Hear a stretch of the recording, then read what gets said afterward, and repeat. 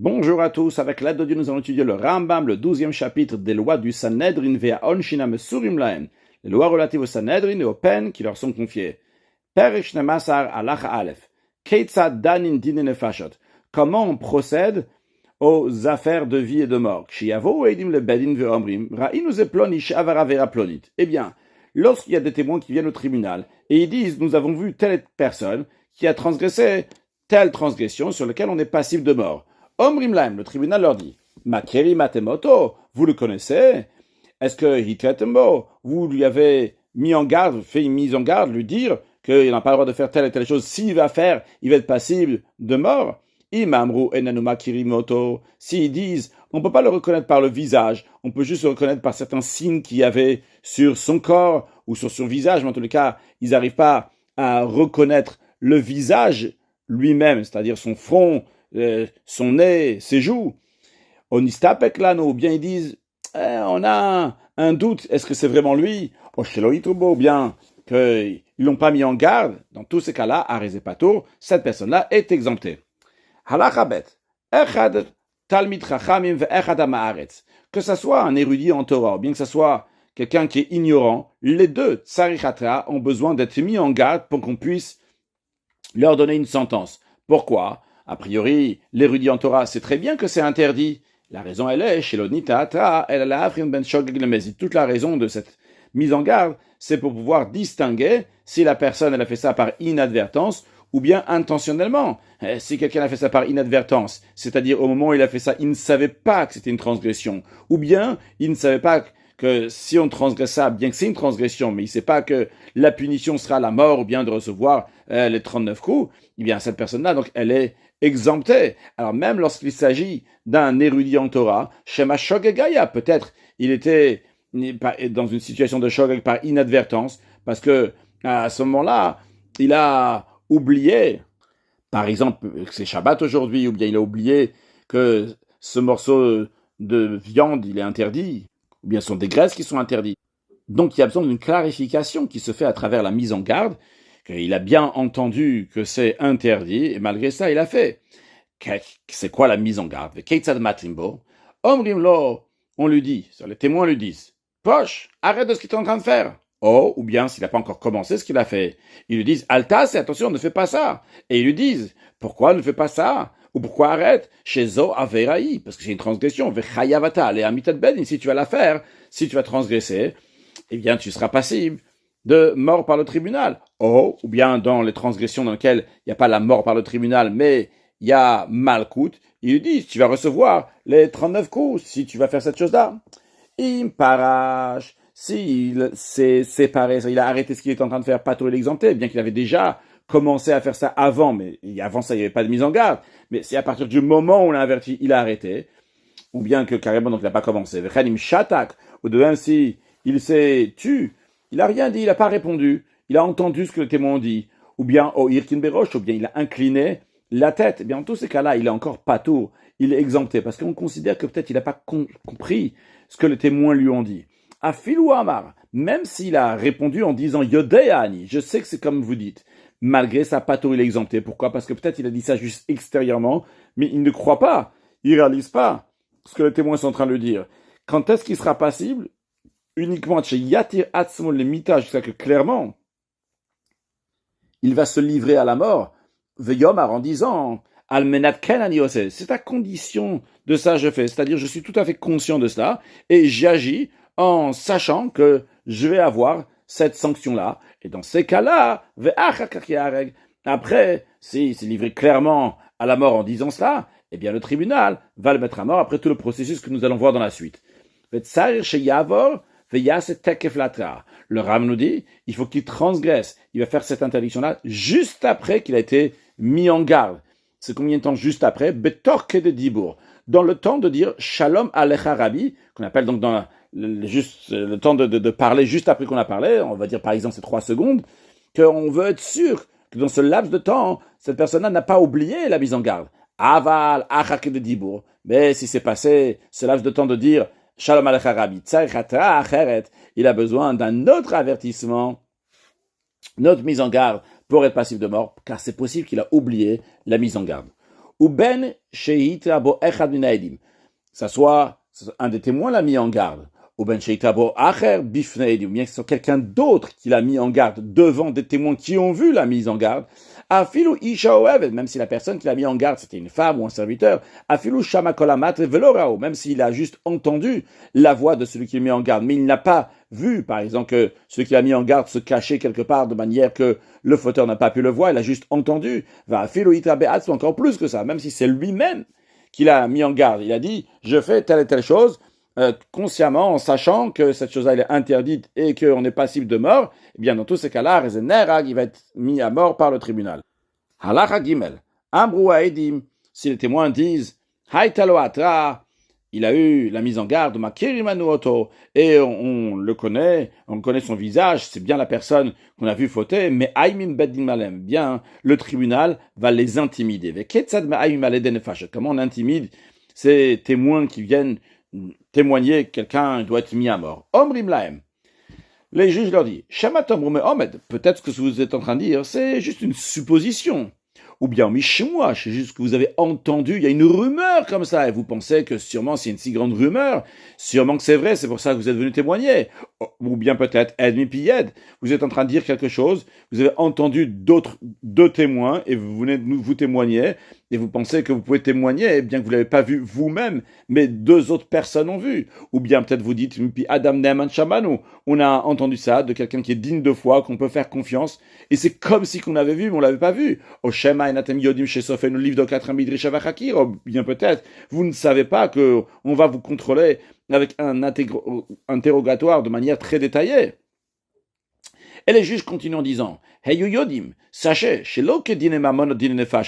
que ce qui concerne les lois de vie ne sont pas comme les lois d'argent. Dine mamonot, dans les lois d'argent, Adam, quelqu'un qui a témoigné à faux, il a fait perdre l'argent de quelqu'un d'autre, il peut se rattraper comment? Noten mamono, il va lui donner l'argent qu'il a perdu à l'autre. Kaperlo, il sera expié. Mais dine de fachot, les lois de la peine capitale, damo vedam zarot of limbo, le sang de cette personne-là et le sang de toutes ces générations sont suspendus, entre guillemets, sur lui, à Tsofalam, jusqu'à la fin du monde. Ça, c'est quelque chose qui est irrattrapable. Charele Caïn Ne'amar, car à Caïn, après qu'il a tué son frère Hevel, il est dit, Kol deme achichatso kimelai. Dieu dit à Caïn, les sangs de ton frère, au pluriel, sont en train de crier à moi, c'est-à-dire les sangs, c'est Damo, c'est son sang à lui, mais Dam Zarot a aussi les sangs de ces générations à venir qui auraient pu venir au monde.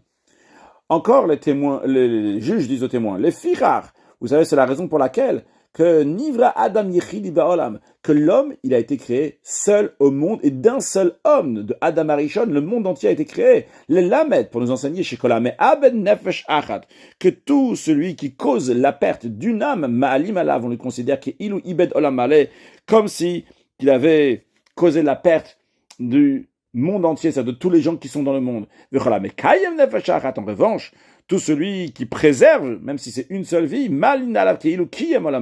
on lui considère comme si qu'il a sauvé le monde entier. Parce que juste de Adam Arishon, d'une seule personne, il peut être construit le monde entier, comme c'était chez Adam Arishon. Encore les juges disent, toutes les créatures du monde sont créées à l'image du premier être humain. Et malgré cela, le visage de l'un n'est pas comme le visage de l'autre. C'est-à-dire que Hachem a donné une importance à chacun, lui faire un visage particulier pour lui. Et les fichar, c'est la raison pour laquelle que chacun peut dire bishvili nivra olam, que le monde a été créé pour moi. Donc sachez que aussi cette personne-là sur laquelle vous voulez témoigner, le monde a été créé uniquement pour lui. Et ne faites attention qu'il ne va pas mourir s'il ne doit pas mourir. Mais non, après que les témoins ils entendent ça, alors ils vont dire on va pas témoigner comme ça, on sera tranquille. Alors les juges leur disent Shematom, ou peut-être vous allez dire Malanu le tsarazo, pourquoi nous et ce tourment, on va rester tranquille, on va pas faire témoignage, tout ira bien. Eh bien, les juges disent non, alors Gvarnem a dit dans la Torah, Veu ed, si quelqu'un il est témoin, aura, que ce soit parce qu'il a vu au Yada ou il a su, eh bien, la suite du verset qui n'est pas ramené sur le texte, c'est si il va pas témoigner, eh bien, il va porter sa faute, c'est interdit. Vous avez le devoir de témoigner, et si vous n'allez pas témoigner, vous allez avoir une faute. Ah, Shem Atomru. Ah, peut-être vous allez dire, Malanu v'lachu bedamush shalze. Pourquoi nous, on va être responsable du sang de ce meurtrier? Ou de cette personne-là, ce meurtrier, pardon, de cette personne-là qu'on va mettre à mort, qu'on va tuer à cause de nous. Il vaut mieux que on sera puni parce que on n'a pas dit un témoignage, mais au moins on va pas être puni pour l'avoir tué. Ça, ne vous faites pas de soucis, les juges disent aux témoins. Valokvar Ne'amar, il est dit, Shlomo HaMelech, il dit, Uba Avod Rechaim Rina, lorsque les méchants périssent, c'est la joie. Bien. Donc tout ça, c'est pour dire, vous n'allez pas être puni si vous allez témoigner un vrai témoignage. Mais non, Imam de Bedivrem, si les témoins ont tenu leurs paroles, ils ne sont pas rétractés de leur témoignage, même après qu'on les a intimidés, on leur a dit tout ça, on fait rentrer le plus grand, le plus important des témoins. En vérité, quand on dit on fait rentrer ici, c'est-à-dire qu'on lui parle juste à lui, parce qu'ils sont déjà là-bas au tribunal, et on le contrôle avec un interrogatoire bien précis, donc on apprendra donc les détails de cet interrogatoire-là dans les lois relatives au témoignage. Si, en effet, son témoignage, il est exact, donc il a su dire les détails exactement du moment, de l'endroit, de la manière qu'il a fait la Avera. Il n'a pas dit sur ces points-là, je ne sais pas. Bien, Machnissim et Hasheni.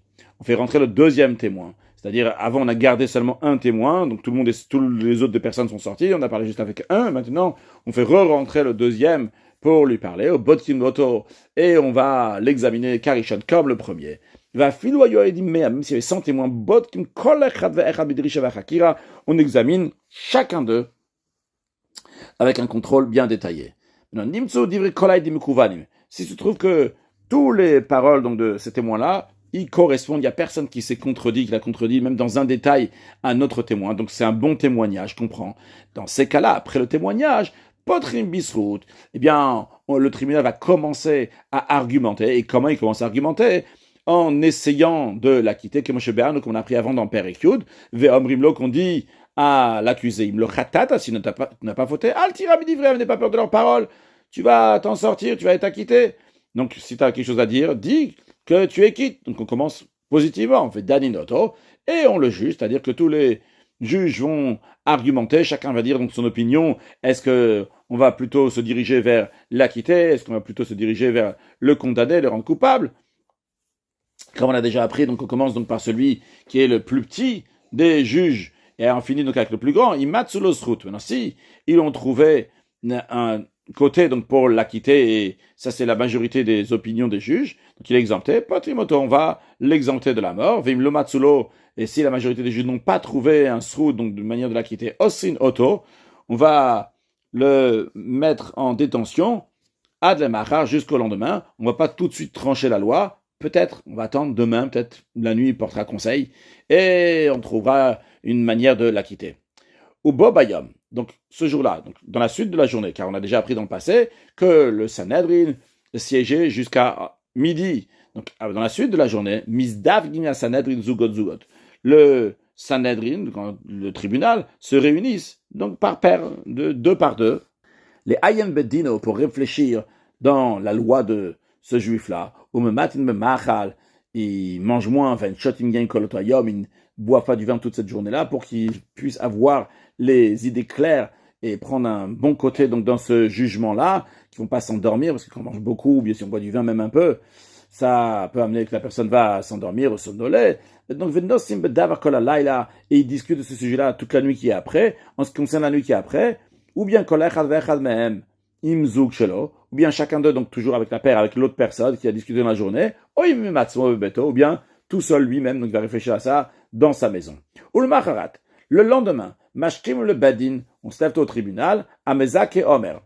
Celui qui acquitte dit ani ou amezake, c'est moi qui acquitte, ou mezake anibim komi, et je reste toujours à ma place, j'ai pas changé d'avis. Va mechayev omer. Et celui qui condamne, il dit ani ou amechayev, c'est moi qui condamne, et je maintiens ma position pour la condamnation.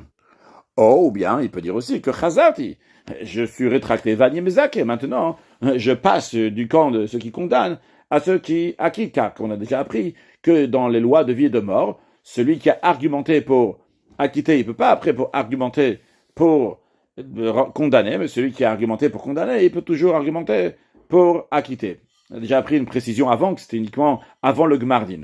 Maintenant, continuons. Veimta ou davar, si les juges se trompaient, c'est quoi l'erreur qu'ils ont fait ici? Ils ne savent pas quel est le juge qui a condamné pour la même raison que l'autre juge, et qui est-ce qui a acquitté pour la même raison que l'autre juge. C'est-à-dire, on a déjà appris dans le passé, le Rav nous a dit que lorsqu'il y a deux juges qui disent qu'ils acquittent ou bien qu'ils rendent coupables pour la même raison, ils sont considérés comme un seul juge, comme une seule voix. Bien qu'à noter que là-bas, j'avais expliqué le mot du Ram, même afilo mishtemikot, sans dire le mot afilo mishtemikot. Mais là, le Ram dit clairement que c'est pas lié avec ces deux versets ou pas, c'est deux raisons qui sont différentes. À ce moment-là, ils sont comptés comme deux voix différentes. Si c'est pour la même raison, eh bien, ils sont considérés comme un seul juge, que ce soit qu'ils acquittent ou bien qu'ils rendent coupables. Donc, ils sont considérés comme un. Alors, la veille, là, il avait dit j'acquitte, l'autre, il a dit je rends coupable. Et il y avait tant et tant qui disaient j'acquitte, tant et tant qui disaient je rends coupable. Maintenant, le lendemain, il y a encore ils sont encore en train de dire j'acquitte ou je rends coupable. Mais on veut savoir maintenant pour quelle raison il acquitte, pour quelle raison il rend coupable. Parce que ça va jouer maintenant pour trancher la loi. Parce que le lendemain, on ne va pas tout recommencer. C'est-à-dire, ils ne vont pas revenir sur tous les arguments, ils vont juste dire, voilà, je rappelle, moi, hier, j'étais comme ça, aujourd'hui, je maintiens mon opinion, que Moshe Be'anu, Aresof et Adayan Maskrimota. Donc, s'ils ne se rappellent pas des raisons, eh bien, les scribes qui se trouvent devant les juges leur rappellent la raison qu'ils ont dit hier. Pourquoi? Parce que les scribes des juges écrivent la raison que chaque juge va donner pour la situation. Et ils commencent à le juger. Donc une fois que ça y est, on a re-entendu le lendemain les opinions et les raisons, on va commencer à le juger.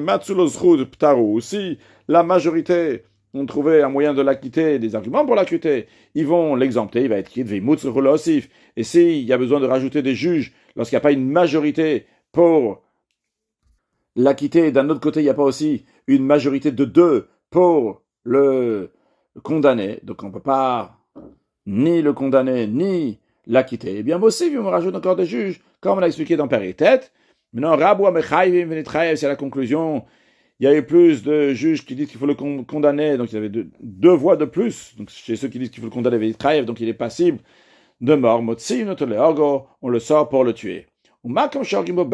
L'endroit que le tribunal met à mort, doit être à l'extérieur du bedin et pas stam à l'extérieur, loin du tribunal, comme il est dit à propos de celui qui a blasphémé le nom de Dieu et qui était passible de mort. Dieu lui a dit, fait sortir celui qui a blasphémé à l'extérieur du camp. Le fait qu'il a écrit fait le sortir, c'est-à-dire qu'il faut le faire sortir, l'éloigner du tribunal. Le Ram avait dit, il me semble, chez Rachok, que l'endroit où on met à mort doit être à une distance que Moshisha Milin, environ 6 000, 1 000 c'est presque 1 kilomètre, donc 6 000 c'est environ 6 kilomètres, c'est la même distance, ça correspond à la distance qu'il y avait entre le tribunal de Moshe Rabbeinu qui était devant la tente d'assignation, Ben Sof, Machane Israël, et le bout du camp des Juifs. C'est-à-dire que tout le camp des Juifs correspondait à 12 000 environ, à 12 kilomètres. Et Moshe Rabbeinu était en plein centre avec son tribunal aussi, donc devant la tente d'assignation. Donc Moshe Rabbeinu en plein centre. Donc si tu vas à l'autre extrême, d'un extrême ou l'autre, ça sera à 6 kilomètres. Halachadalet, Mishinik Bardino, celui qu'on a fini son jugement, on l'a condamné, En Machinoto, on ne le fait pas attendre, El Ayarek Beyomo, mais on va l'exécuter le jour même. Afilu Haïta Ubara, même si c'était une femme qui était enceinte, El Mamtinat Cheteled, on n'attend pas jusqu'à qu'elle accouche, ou Makinota Keneged Betaerayon, par contre, ce qu'on va faire, c'est qu'on va la frapper à côté de la matrice, Achiyam Utavlatrila, jusqu'à que le fœtus va mourir avant, après seulement on va la tuer, parce que s'il va pas mourir avant, c'est possible qu'il va être encore en vie après qu'elle va mourir, et il va sortir après, et il y a plein de sang qui va sortir d'elle, et elle va être méprisée, ce qu'on ne veut pas. Aval miyash va la mashber, mais si elle est assise sur le tabouret d'accouchement, donc c'est-à-dire que le travail de l'accouchement a déjà commencé, dans ces cas-là, on attend jusqu'à qu'elle va enfanter. Toute femme qui est mise à mort, Mutal al-Bisara, on a le droit de tirer profit de ses cheveux. parce qu'on n'a pas le droit de profiter du mort lui-même, mais les cheveux ne sont pas considérés, donc du corps même du mort. Celui qui était emmené pour être exécuté, et il y avait déjà son sacrifice, on avait fait la shrita dans le Beth Amikdash. Alors, Enorgin Oto, on ne le tue pas tout de suite, jusqu'à qu'on va asperger pour lui, midam khatat ovasham, du sang, ou bien de sacrifice expiatoire, ou bien de son sacrifice de culpabilité qu'il a amené, on va d'abord asperger de cela, comme ça, il ne va pas souffrir tellement, parce qu'on n'attend pas tellement de temps. Vimning Mardino, et si on l'a déjà condamné, Vadain Lonishrat Zaver, on n'a même pas fait la shrita du sacrifice, El Maptin on n'attend pas, Chiakri, voilà, Korbano, jusqu'à qu'on va amener ce sacrifice, Shen Me'anin Tadin, car on ne veut pas faire souffrir cette personne-là d'attendre sa mort, ça fait donc une longue attente, et c'était pas bon pour lui, donc on ne va pas attendre qu'on va faire et la shrita, et asperger aussi son sang. Conclure avec un mot de service de Dieu, le Ram nous dit que chacun peut dire Bishvili Nivra Olam. Alors l'expression de la Gemara, c'est que Chayav Adam, un homme, il a le devoir de dire Bishvili Nivra Olam. Le Ram il dit Yachol. Alors le Rabbi dit, le Ram peut faire référence ici à la Yichol, c'est-à-dire qu'on a le brir, on a le libre arbitre de réaliser cette chance-là que le monde a été créé pour moi, c'est-à-dire que j'ai une responsabilité qui est exceptionnelle, que tout ce qui se passe dans le monde dépend de moi et donc me motiver à rajouter des actes de bonté et de bienfaisance pour accueillir ma Shiach Na ou d'excellentes journées. Le prêteur peut l'obliger à aller à Yerushalayim pour faire le jugement. De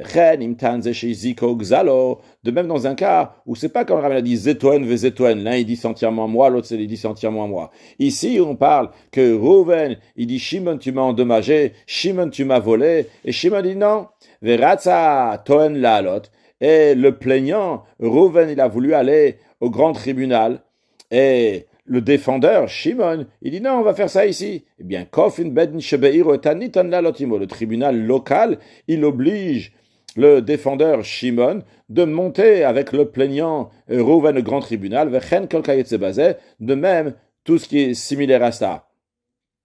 C'est-à-dire que l'idée que nous avons vue que Eved Lovel et Ishmalve, que l'emprunteur, il est esclave au prêteur, c'est pas juste dans prêteur et emprunteur, c'est dans chaque fois qu'il y a un plaignant, quelqu'un donc qui exige de l'autre de lui donner quelque chose, et bien l'autre est comme son serviteur. Mais attention, à la chachat, une précision, medvarim amorim, dans quel cas ça s'applique que le plaignant peut obliger le défendeur d'aller avec lui au grand tribunal, c'est Beshia Yusham Eidim, Oraya la Nixal, la Malvolaniza, qui avait des témoins, ou bien il y avait une preuve à la personne qui s'est fait voler, Rouven, donc il y a le plaignant qui dit qu'il s'est fait voler, ou bien le Malvé, celui qui a prêté de l'argent, ou bien la Nizak, celui qui s'est fait endommager. Il amène des témoins une preuve qu'en effet, c'est ce qui est arrivé.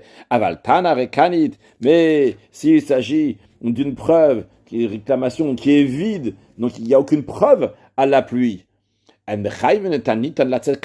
On n'oblige pas du tout le défendeur de sortir de sa ville et d'aller au grand tribunal. Et la nish babim komo, il va jurer sur place, donc ce qu'on appelle un shuat heset, donc un serment dans lequel donc il va jurer qu'il doit rien du tout, veniftar, et il va être exempté. Et la raison pourquoi on dit ça, parce que sinon n'importe quelle personne qui veut faire du mal à une personne riche par exemple, il va lui dire écoute, tu me dois ça, et si le riche va dire non, il dit bon, alors je vais aller à Yerushalayim.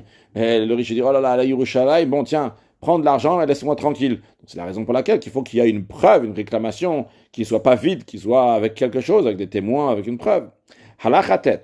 C'est cette idée-là que nous avons dit, que l'un peut amener l'autre dans tel et tel tribunal. Il s'applique aussi aujourd'hui chez En Shambed Gadol, que de nos jours, nous n'avons pas le grand tribunal. Il y a des endroits dans lesquels il y a des grands sages, qui sont compétents pour le public, qui sont experts. D'ailleurs, il y a des élèves qui ne sont pas si compétents, experts qu'eux. Si le prêteur il a dit on va aller à tel endroit qui est dans notre terre, notre pays, dans notre ville, devant, moi je préfère aller donc pas dans notre ville, dans une autre ville. Donc là-bas, il y a quelqu'un de plus grand, un juge qui est plus grand, et on va juger devant lui. Et là-bas, on va faire le jugement. Eh bien, chez Kofinetalove, le tribunal local va obliger l'emprunteur, il va aller avec lui, et le Rambam dit qu'il y a comme ça des cas fréquents, d'après d'autres versions fréquentes, en tout cas, il y avait comme ça ça arrivait, en Sfarad, littéralement en Espagne, en tout cas, du côté où le Rambam habitait, qu'on demandait d'obliger la personne d'aller dans un autre tribunal si le plaignant voulait y aller. conclure avec un mot de chassidut qui n'est pas lié très directement avec ce qu'on a dit, mais on a dit quand il y a deux personnes chez Zeton, on a donné l'exemple qu'il y a deux personnes qui disent que le talit m'appartient à moi entièrement spirituellement. Quand il y a deux personnes qui disent le talit m'appartient à moi entièrement, c'est deux personnes qui ont fait une mitzvah. Et que là, il dit, donc c'est moi qui ai ce mérite-là, et l'autre il dit, c'est moi qui ai ce mérite-là. Qui vont se partager le mérite de cette mitzvah. Mashiach na, une excellente journée.